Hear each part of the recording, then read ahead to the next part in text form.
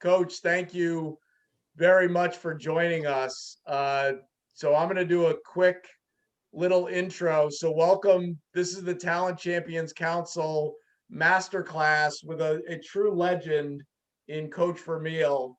We're going to talk about team building and culture and all the things that he's an expert in that we as people, leaders in corporate America, we're all striving to get to the level that Coach got to. So just a little bit of housekeeping.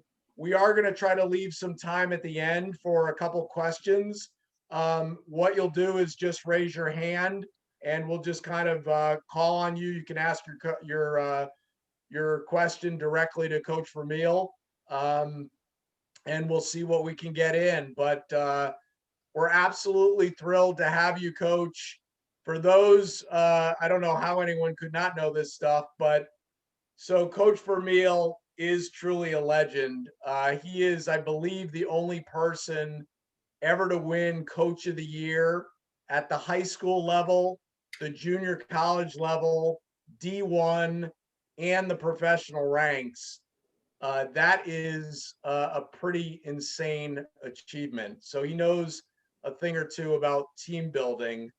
The other interesting thing is that Coach obviously coached the Eagles, he coached the Rams, and he coached the Chiefs. Prior to Coach Vermeil taking those teams over, they had losing records. Within 3 years, he had them all in the playoffs. And obviously, he led the Eagles to a Super Bowl, and he led the Rams to their one and only Super Bowl title. So, Coach, we are blessed to have you here joining us. So these are all members of the Talent Champions Council, and our goal is to really raise our game when it comes to talent strategy, thinking about how to build teams and how to lead them and how to build culture. And probably nobody knows that better than you. So I wanted to start out with probably a softball for you, which is, tell us a little bit about what your thought process was when you thought about building winning teams and culture. Well, I think, Scott, my first process was always surround myself with people more talented than me, surround myself with people that I could trust, that had similar moral and ethical work habits, and those kinds of things. But, we had the expression that Chuck Knox gave me a long time ago: give me all the good people and I'll kick your ass, and that's very simple, very fundamental, but it's very sound. In today's competitive world, especially in the National Football League, it's proven that I fired 7 coaches again this year. You can't have any weaknesses because they don't give you enough time to correct the weaknesses you have both on your staff, in your building, and on your team. So, making early proper decisions in regard to who you surround yourself with and assign responsibilities is critical. What were some of those things, Coach, that you looked for? And maybe it was different between your staff and your players, but what were some of those fundamental things that you looked for in people to surround yourself with? Well, me, more so with the Ram job than the Eagle job, but because it was going to be my first NFL head coaching job. I'd been a special teams coach with George Allen in 1969. I'd been an offensive coordinator with Tommy Prothro with the Rams in 71 and 2. And I've been a running back and special team coach in 73 with Chuck Knox. And my first concept was, I don't have all the answers yet. And I don't place myself in a league that I was going to always try to outsmart people. But I always felt I had enough energy to outwork people. So I wanted to surround myself with people with experience, with wisdom, that have done it before in the most part, then also scatter in some young people that have the same passion and enthusiasm for getting better that I had at that time. Yep. And put them together as an organization, build relationships with them, and then go to work, and I think I gradually learned to teach people that hard work is not a form of punishment.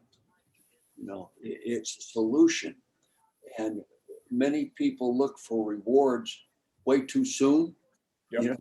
And they get dissatisfied with their approach too soon before they give it an opportunity to get better, which I many times second guess myself, but like you said, you're losing your first year, you're losing your second year, you're winning your third. In fact, today in the NFL, it's hard to get your third year losing 2 years in a row, Right. So fortunately, I worked for people that gave me that opportunity, but part of the reason they gave me the opportunity, Scott, was I made sure I built a relationship with the people that make the final decisions above you. Yep. And develop a trust and an open door means of communication. Not always in the business room, not always in the office building, maybe over scotch with Leonard Toast or a glass of wine or somebody with, the ownership. So they gain a feel for what your approach is, both mentally, emotionally, and physically, so they tend to better listen to you and listen less to the negative influences they're getting from people around you when it's not going well. Yep. Would you agree, Coach, that trust is a big part of team building and culture? Repeat that again, Scott. Trust. Trust being a core component of building a team and building a culture. Well, no question, because if they can listen to you but not hear you. They Yep. hear you and they trust you. I can't tell you how many times I walked out of a meeting room with a football team and I wasn't sure they were all listening. I know they all heard me because I speak loud and pointed in the direction of where I really wanted heard. But I don't know if they really, really listen to you. And one of our great attributes, I think, was as a staff was to get people above us and below us, the ownership, the management, then the players, the staff, the players, and the support staff to really hear you and Yep. really listen to you and buy in and really focus on where they can buy in and make a contribution better than what has been made. I can remember the opening conversation I had with the St. Louis Rams after being out 14 years, Scott. With that, I got permission from the ownership to have a meeting with the entire building, everybody, from the lady that answered the phone, the front desk, to the trainers, the doctors, the equipment guys, the gardeners, everybody. And I pointed to a topic of putting everybody in this building is responsible for what ends up on that scoreboard. Our product is a football player, and the people that don't coach the football player, they visit with the football player, they talk with the football player, they help the football player.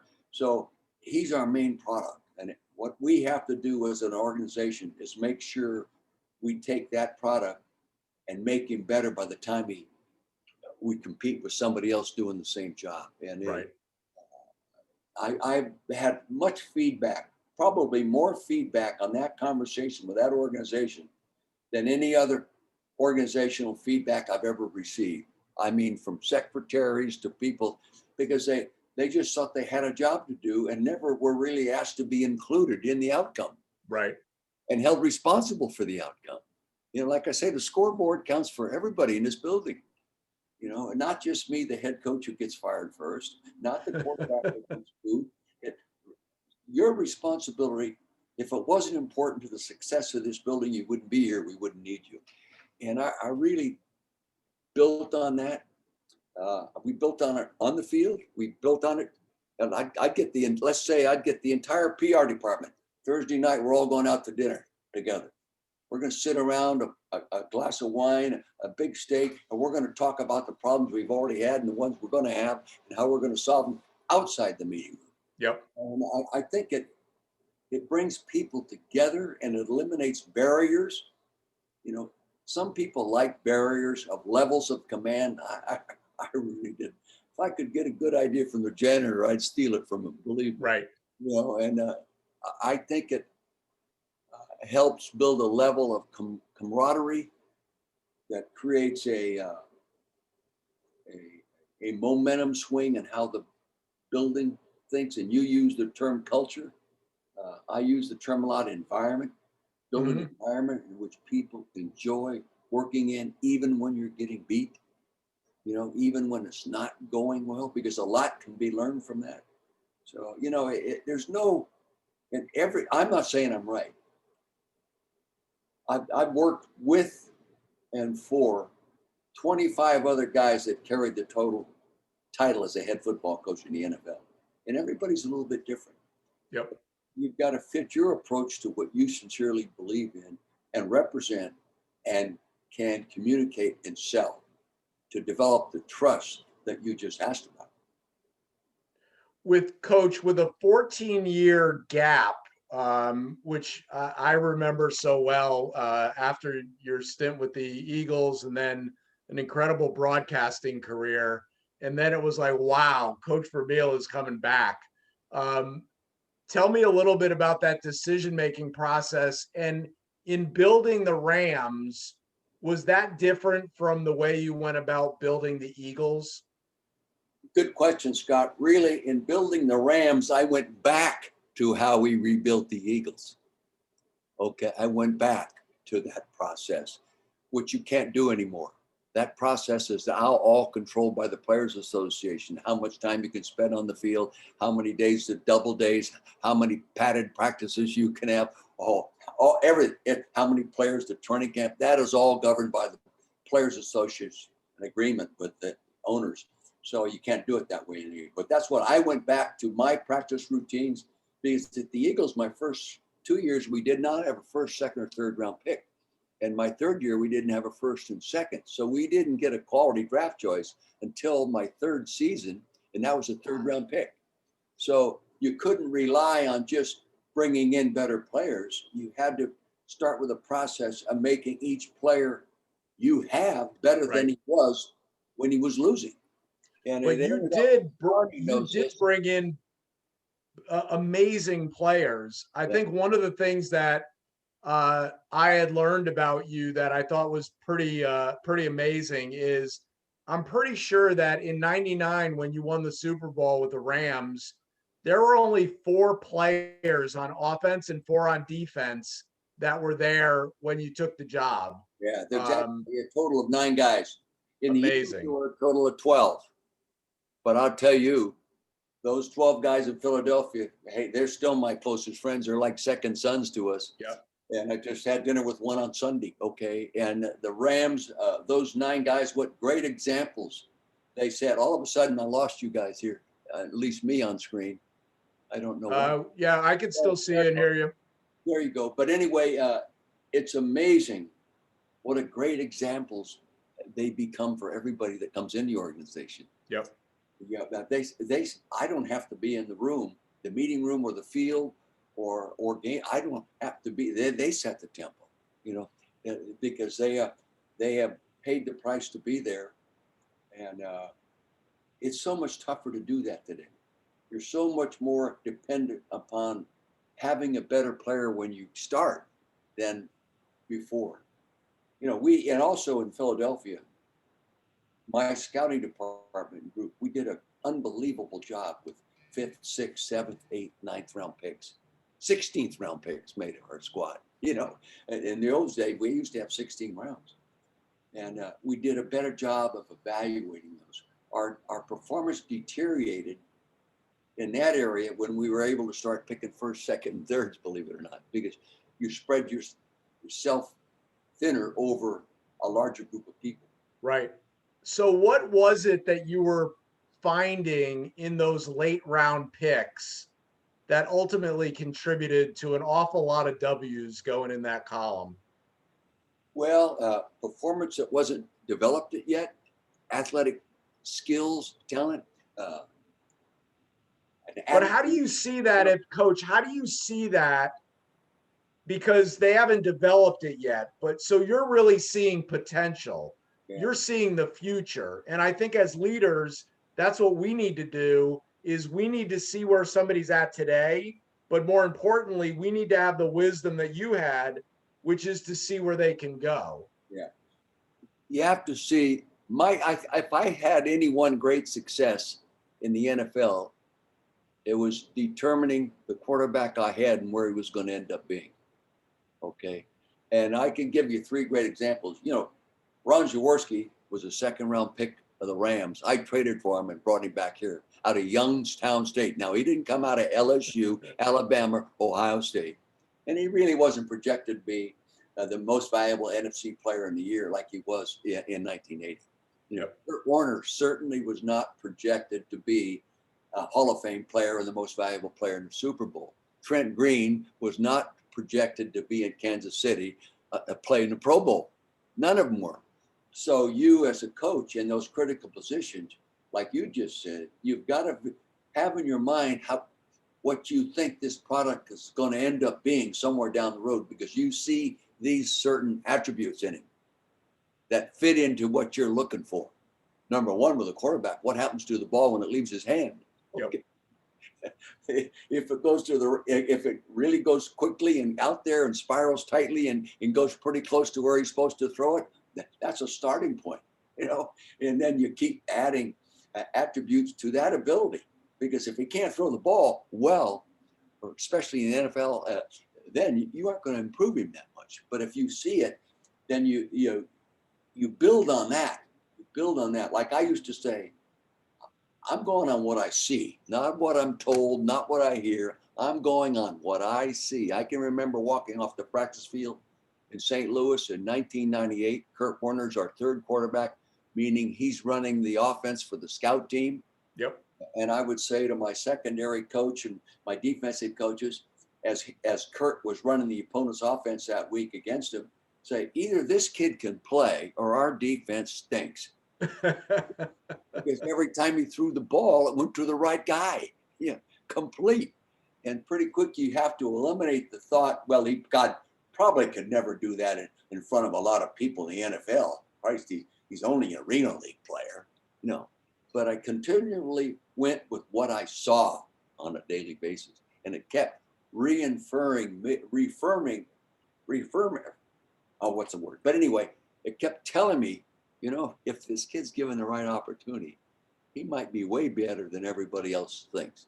And that's why we made him our backup quarterback the next year. I mean, that takes incredible courage when you're a coach and the shelf life of a coach is so short. And I think we all struggle with that too, is we need to, as CEOs or as leaders in our company, we need to perform. We need to either hit monthly numbers or quarterly numbers or yearly numbers. So taking a shot at somebody is difficult because there's so much risk involved. Right. What allowed you to take that risk, especially with the most important position on the field with a quarterback and Warner? Well, my owners,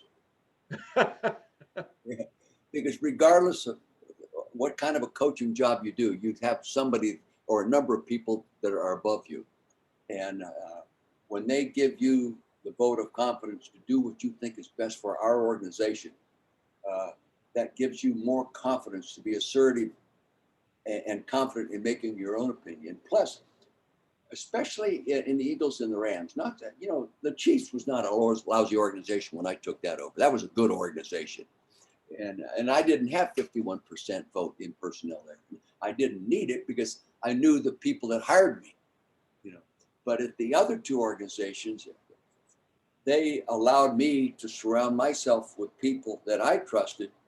And then they trusted me to believe I was bringing the right people to trust. And then they all they did was, what can I do to help? And what can I do to help? And it makes, momentum in an organization is gained on a collective basis. There are a lot of teams in the playoffs here where certain players played the best game they played all year, but not enough of them on the same day to win that game. When you start becoming good, more and more people in the organization are working with confidence that they're doing the right things and making a contribution.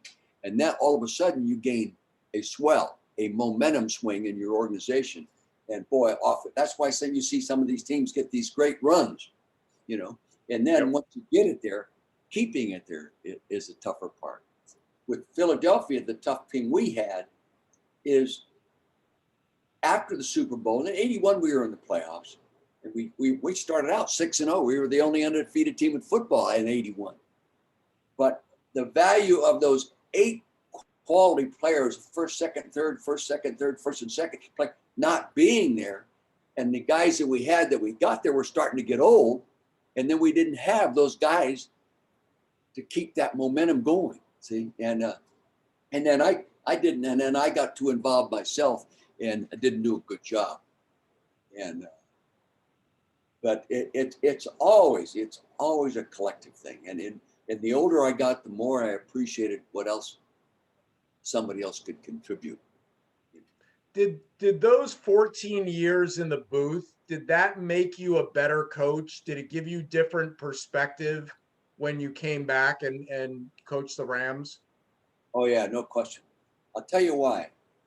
Because of having been in coaching both in college and the NFL, I was given pretty much a free reign of trust when I went on campus. I'd go 2 days before the game, and I would sit in meetings. I've sat in Don Shula's meetings. I sat in, meetings all over the National Football League. Sat in locker rooms, and in college, and sit next to players. And it's amazing the things you hear.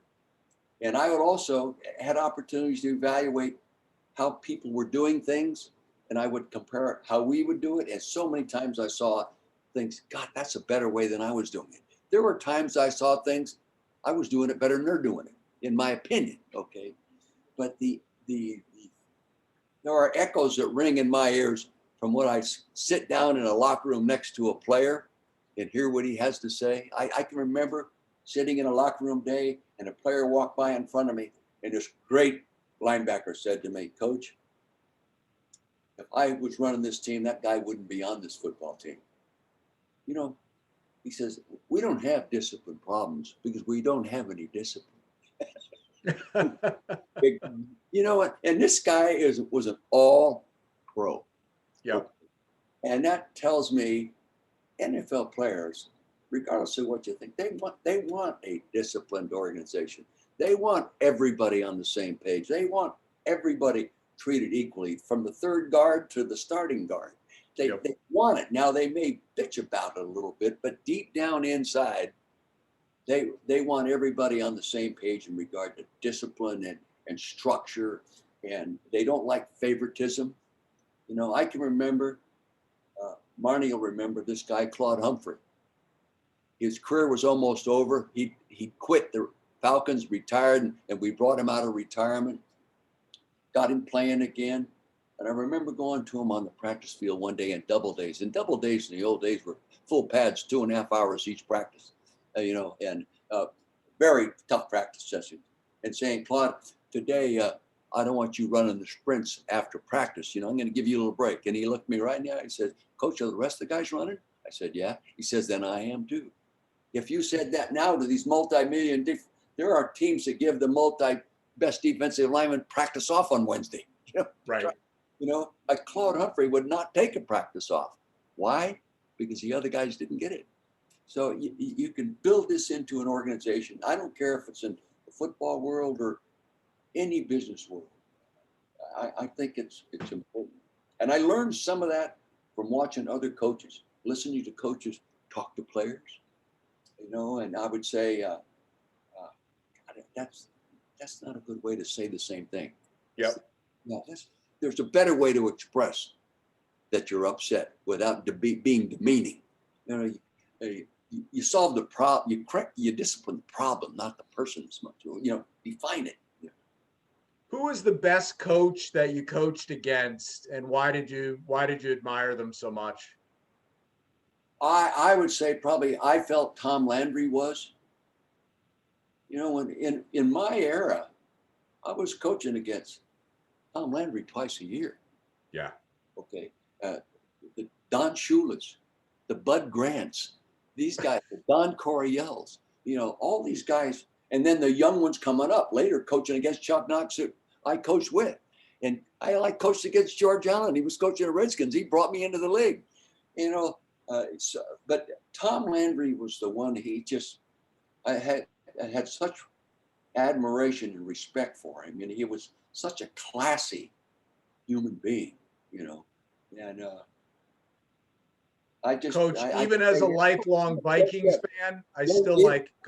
Yeah. Oh, Bud Grant, and Bud Grant did it totally different than the other coaches did it, you know. And so, you know, Joe Gibbs comes into the league. I think he got his first win against my Eagles. You know, they're Hall of Fame people. So they keep you on your toes, but they also give you good examples how to get better. I love it. Coach, would you mind taking some questions from our members? No problem. No. We're going to start off with Mark Noodleberg. So Mark is very interesting. So for those of you who don't know Mark, Mark was a college football coach who's now transitioned into corporate America. So he's really kind of, you know, got that dual perspective of what it takes to build a winner, both from a sports perspective and a business perspective. So Mark, I know that you had a question, so fire away. Yeah, thanks, Scott, and Coach Vermeil. I appreciate you being here today. I was a lifelong special teams coordinator in my career, so I understand the importance of playing that third of the game, and I prided myself on building special teams that were built on culture. Right, it wasn't really the most talented guys who always played for me. It were the guys who understood what we had to do to be successful. But a big part of that was discipline. A big part of that was there was consequences for guys who did not do the things I asked them to do the way I wanted it done. And I could pull playing time, I could pull practice reps. Now, when I'm working with organizations, building a culture of accountability, but having a lack of ability to build consequences is tough. Can you talk about how you use consequences, the importance of discipline, and the accountability factor that's built from those things? I think if I can explain this properly, my feeling is consequences for making a mistake are only good if they personally involve the person that made the mistake. I mean, you can see in the old days, they'd you run a lap, or you this, or the demeaning coach who would go up and sound with differently, cuss them out and all these other kind of things. You know, there are people that you don't have to say anything to and they feel the consequence. You know, there are people that you've got to get on their butt and chew them. But how they feel, how bad they feel because they didn't make a winning contribution on that snap is the critical thing. Yeah. And the method you use to get him to appropriately accept the responsibility, right, and hold himself accountable, and how he feels about it is a critical thing. I think the technique, I'm not a fear guy. The younger I was, the more intense I was. I gradually probably mellowed out too much, you know. See, I was raised by the old-fashioned dad, okay? And he always told me, you know, you could live your life the way you play a football game. You do your job, fill your gap, fill your lane, make your block. You fulfill your responsibilities. You live your life that way, you could be successful. And my dad was tougher than hell on me. I teased people. I used to say, hell, I was about 15 before I realized my name wasn't Dumb Bastard, you know? Jokingly, of course. But, consequences. When I first took the Eagle job my first year, we'd get our ass beat. And in 20 minutes, the guys are out of their uniforms, showered, and heading out of the locker room with a smile on their face. Okay. Right. I never forgot the guys that were smiling and laughing walking out the door. They didn't stay there too long. Okay. I wanted to see Bill Berkey walked off just pissed off, upset. Not even a beer was going to taste good. You know, the consequence of, and how badly he felt about the result they got that day. And I'll tell you, it only took 1 year, because if you start releasing even your best, sometimes you got to release your best player. Sometimes you got to release your best guy that stands out on the front, because he's making more money than the other guys anyway, and he's getting paid anyway, wins or loses, wins or losses. So that was a real good question. Consequences, and I like it because it forces me to think back. And there's a consequence paid daily basis in an NFL game now for a turnover. Right.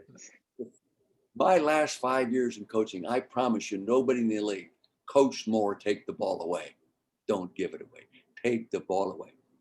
I was one of the first guys that started statistically putting the takeaway into what the positive or negative effect on the win-loss record. Yep. Okay. And I did that through Bud Goodyear, who really initiated computerizing the National Football League years and years ago, before they had the analytics and everything else. And it's just amazing. Coach, Thank you, Coach. It's simple. The amazing Megan Riley, who is an incredible entrepreneur and one of my favorite people on the planet, has a question for you. Megan, take it away. Hey, thank you, Scott. Thank you so much, Coach Vermeil, for being here. This is such a special opportunity. So thank you for taking the time for this. I understand coaching is a way of life, and it's a way of life. It's not just a job, and it's true for your family too. I'm just curious how you approached family life with your career, and then also how you weaved that in for the people that worked with you too. Just curious how you approach that in general. Megan, I've been asked that questions many times, and how I handle it was poorly. Good to know. First off, Megan, when I got married 65 years ago, the ladies all of us at that vintage were marrying are different than the ladies my kids married and my grandkids are marrying. Okay, they think differently. Mm-hmm. My wife thought about support her husband in the way he's making a living, and all through high school, junior college, and college in the NFL, Carol was an integral part of my process, our process. She knew every player. And the older the players got, the more she was involved, really. But if it was coaching my high school football team or swimming team, junior college, kids we'd bring them home and feed them at the house when we didn't think they were eating real good at UCLA. In the old days, they didn't have a year-round training team. In the NFL, in the off season, we'd say, all right, the OTAs and mini camps and all right, next Wednesday night, it's linebackers and wives nights at our house, we're cooking, and she was deeply involved in it. So she better understood the time it took to do it right, and she better understood the preparation hours and the year round and the highs and the lows.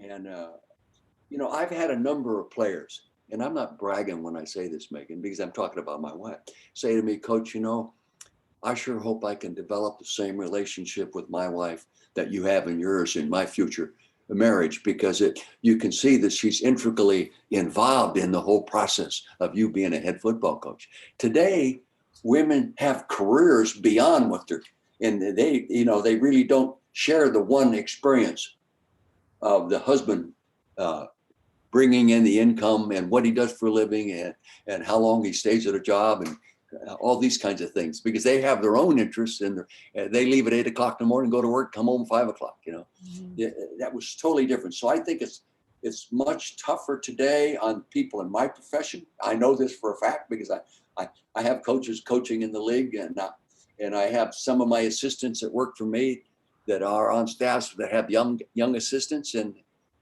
they recognize the problems in that. I'm not saying it's wrong. It's just different.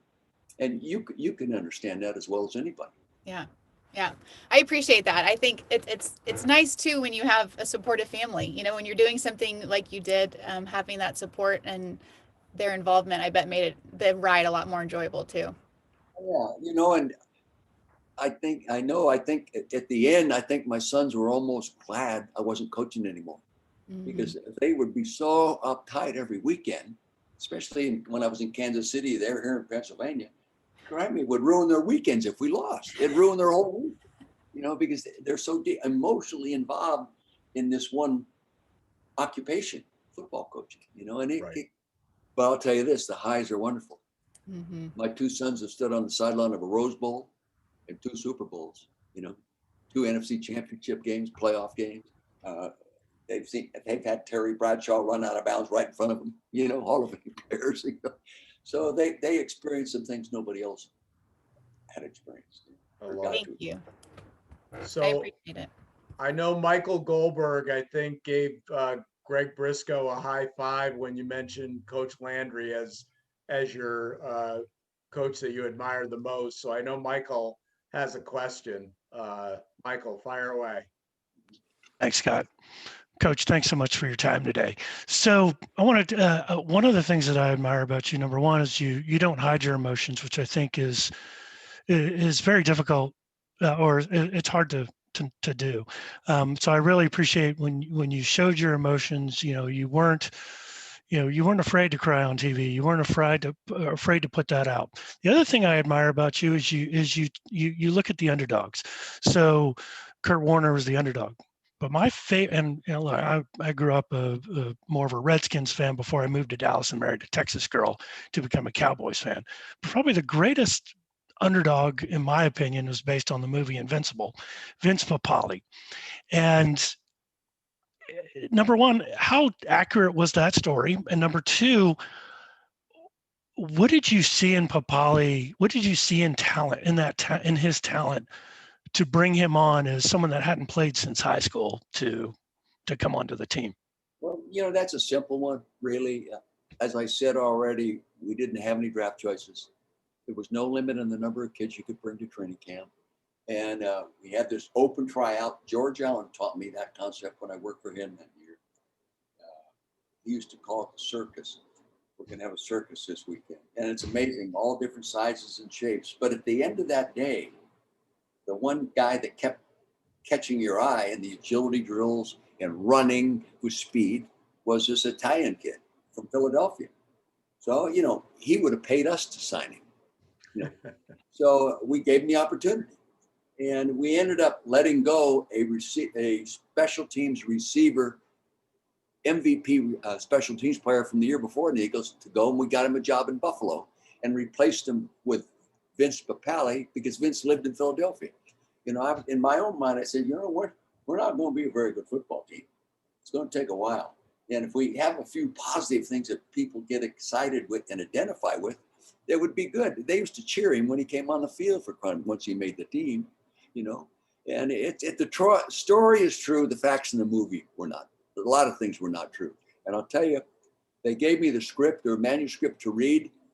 I read it. I called up the director, Disney Productions, and I said, there's a lot of things in this manuscript that are not true. And he said, well, Coach, listen to me. He says, we're not doing a documentary. We're telling the story. I said, well, the story's true. The story is true. And he's done a good job. They're making the movie right now, The Underdog, with Kurt Warner. They're making awesome. the Lionsgate movie. They called me about 2 weeks ago about it. They're starting the production of that movie. Excellent. But anyway, Thank you. I see Vince all the time. I see Vince. In fact, Vince is a member of my wine club, Vermeil Wines. Yeah. All right. Thank you, Coach. Larry, I know we're going to do a little lightning round here because we're a little pressed for time. But Larry, I know you had a question for Coach. Great. Thanks, Scott. Coach, it's just an honor to hear your wisdom over this time.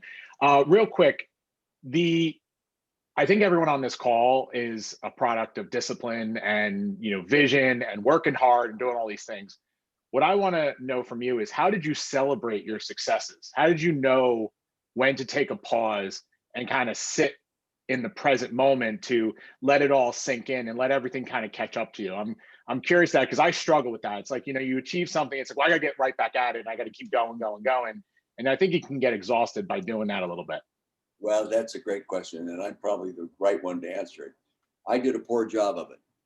Okay, I did a poor job of it, and the reason I was wired too tight. I'm a very emotional guy. Yes, I do shed tears, not because I want to. That's just who you are.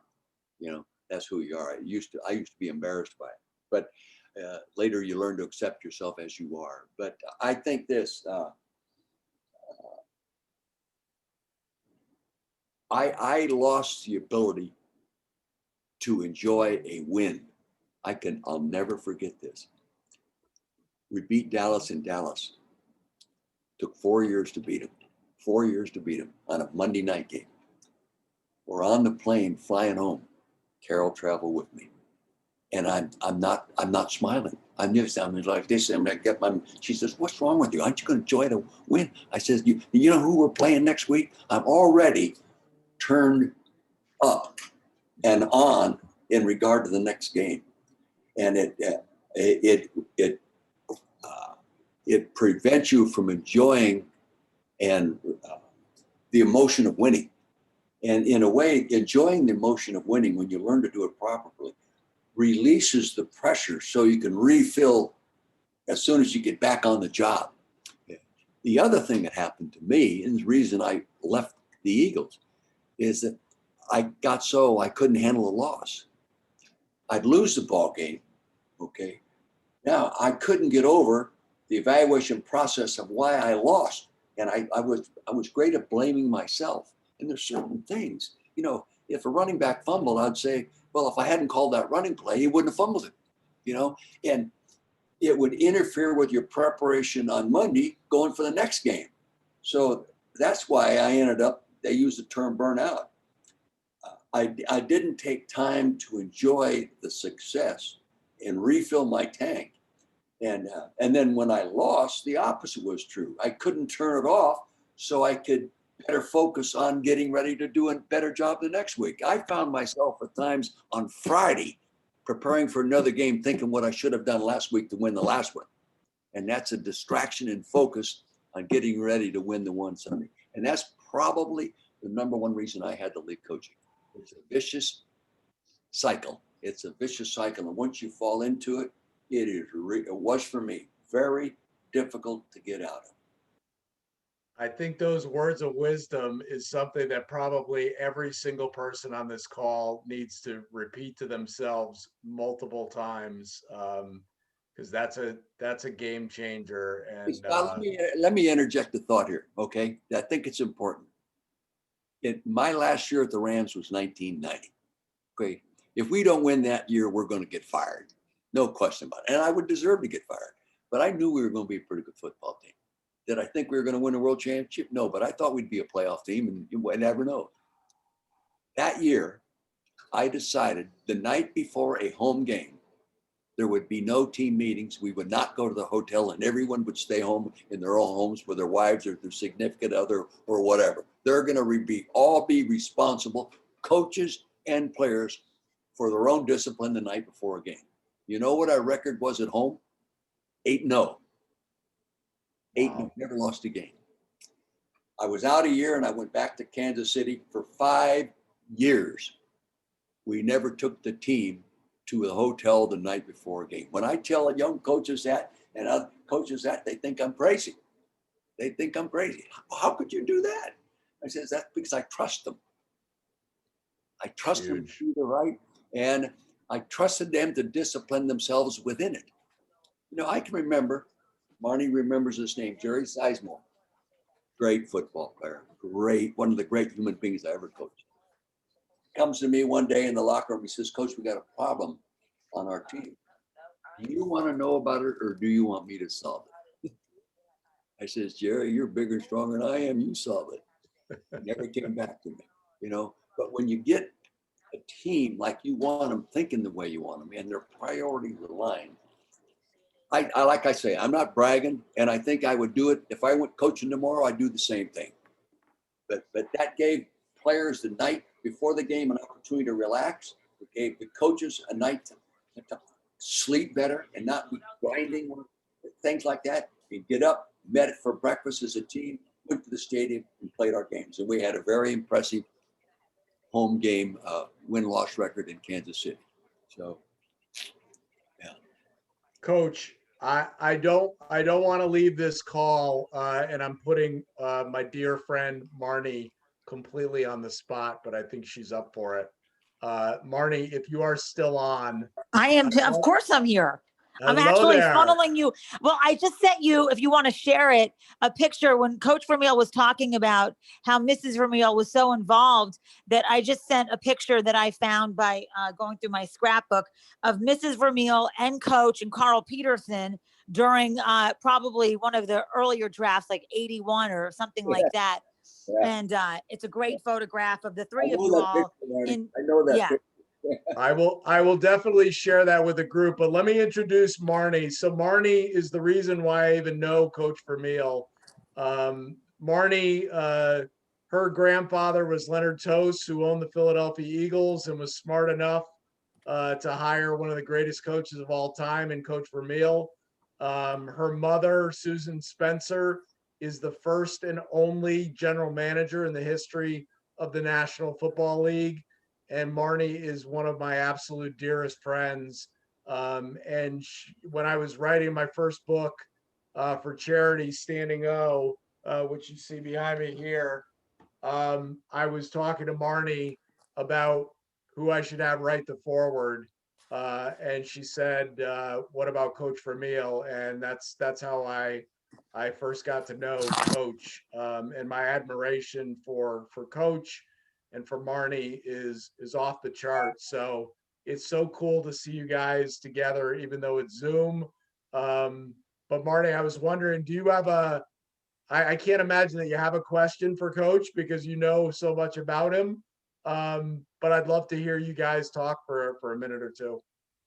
Well, I will say, first of all, thank you, Scott, and thank you, Coach Vermeil.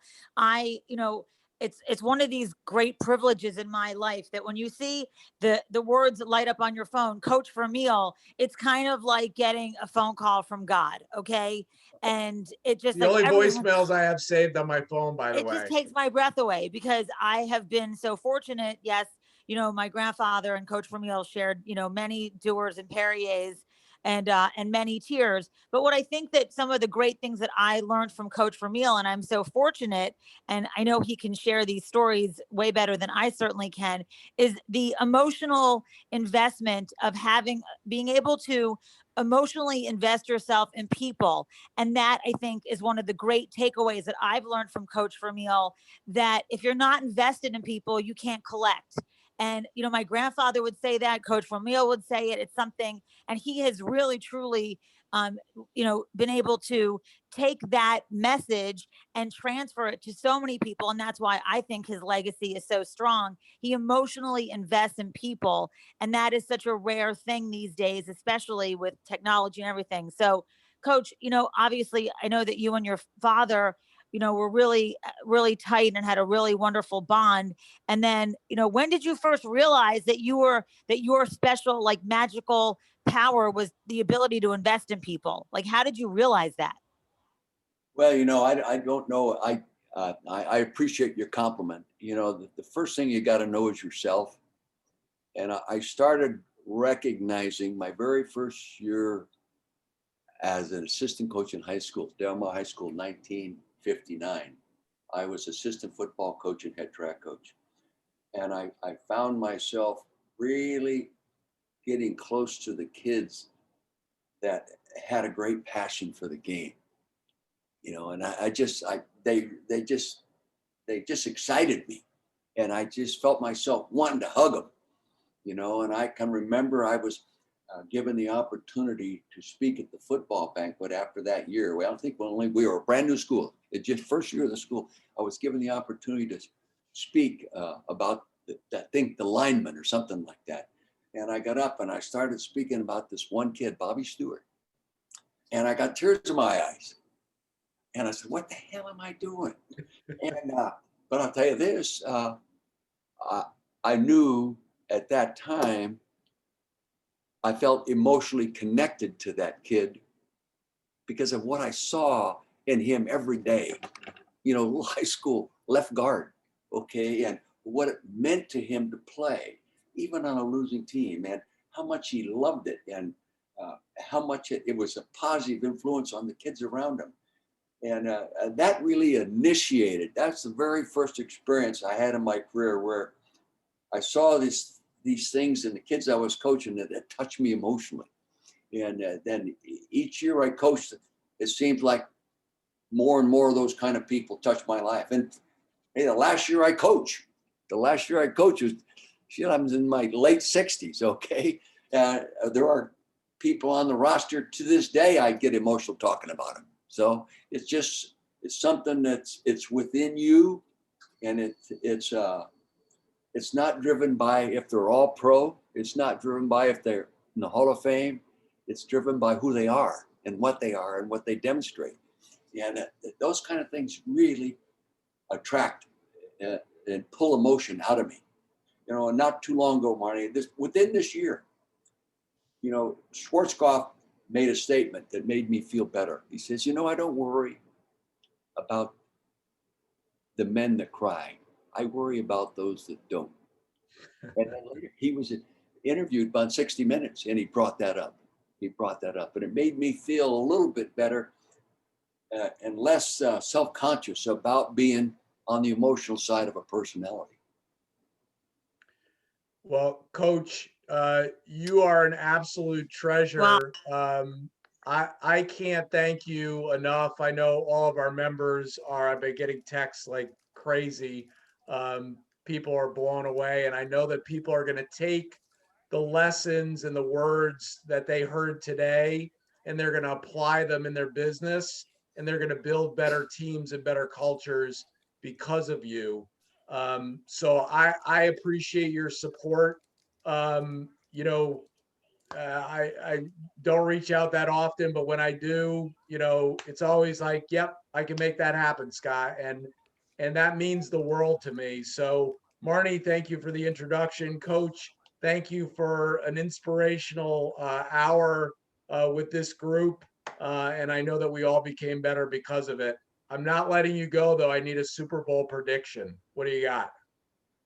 Well, I don't think anybody can beat the Chiefs if Patrick plays, but if anybody could, I would believe it would be Green Bay. Okay. You know, he's there here now. Here, let me just interject there. Here's an all-pro, most valuable player in the league from time to time at quarterback. A young guy comes in and changes how he plays the game. The first year he fights it. You know, none of us like change. The second year, he's probably going to be the MVP again and probably going to go to the Super Bowl. Now they still have to play. You know, you only have to be the best team game day. You know, and he's going to. But he's been pulled in and structured and disciplined into a different kind of offense. You know, and you know he's noted as a passer. Well, he's thrown the ball 40 times or more 3 times this year, and he lost 2 of them. Okay, wow. When they run the ball well and completed a high percentage within that 30-something passes they throw, they win the football game. And he didn't think that before. He always thought he had to throw more to win more. And this young coach comes in there and says, no, wait, this is how we're going to do it. And it took a little while for him to buy in. Well, Coach, I can't thank you enough. One plug, if you have not tried Vermeil wine, you are in for a treat. Coach makes an incredible wine.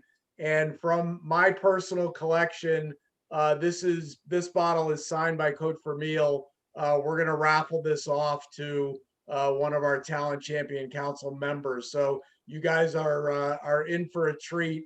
This is a heck of a wine and a collector's item. So Scott, you can tell me if you just Google Vermeil wines, you can give you some information. You know, I'm born and raised Napa Valley guy. I grew up helping my grandfather Vermeil make our own family wine. So that's how I had the interest. But just Google Vermeil wines. You'll enjoy the experience.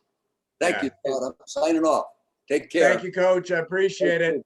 Take care, Love you, Coach. Bye, Scott. Thank you, Coach. Bye-bye. Thank you guys for joining. I appreciate it. There's a lot more to come. We have got a stacked lineup for you guys, and we're going to continue to hopefully deliver really, really unique content. And as we all start to try to have a talent mindset, as leaders, we have to have a talent mindset, and we can learn from professional people in the professional sports world. We can learn from people from the military, which we have a lot of guys from the military on this call today. And obviously we can learn from those folks in corporate America that do it right. So I'm really excited. This is a great kickoff. I appreciate you guys joining the TCC, and we have only just begun. So thank you guys so much. If you need anything, you could just get a hold of me. Best way is through LinkedIn. But I appreciate you guys, and thanks for joining us for a masterclass with Coach Vermeil. Thanks, Scott. Thank you, Thanks, Scott. guys.